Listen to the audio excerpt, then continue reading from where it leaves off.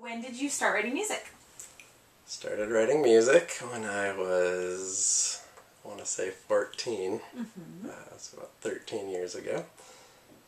When I was super into ska music and pop punk in my basement, my Fender Square. Awesome. Yes. And where did you grow up again? Farmington, Michigan. It's a suburb of Detroit. Awesome. Yeah. Did you find that you pulled any influence from the Detroit music scene? Let's see, I'd say like the indie punk, indie like progressive rock stuff was really big there.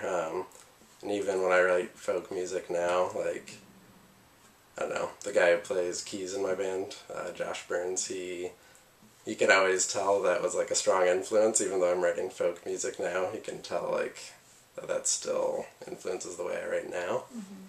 And then, I mean, Motown is there, and that's kind of the coolest thing ever, so. That's true. So, Motown, got some blues going on, and then Sufjan Stevens is from Detroit, so that's, huge as well. And you have your first album coming out? Yeah, first album coming out.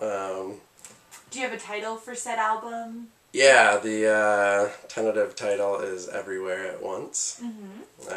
It's going to be, we think, like 12 or 13 tracks. Some of them I wrote 5 years ago, and they're just starting to get like really developed now, and some of them have been written in this very house.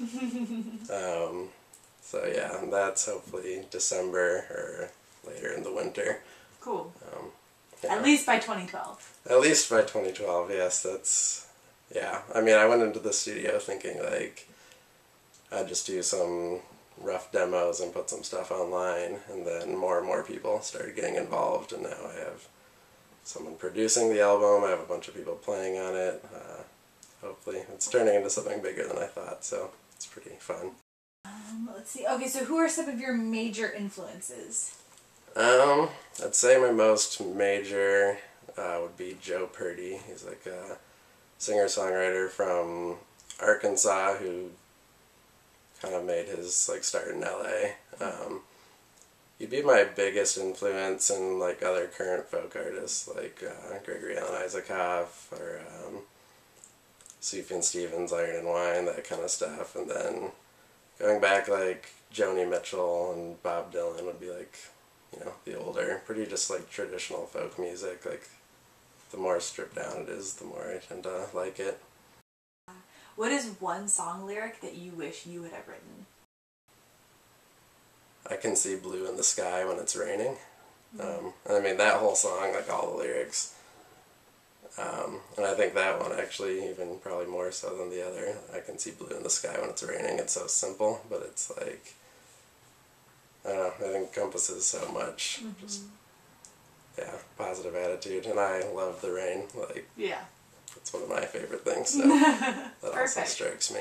What's your favorite thing to do in the rain? Ooh, my favorite, I love to walk in the rain. Without an umbrella? Or without an umbrella.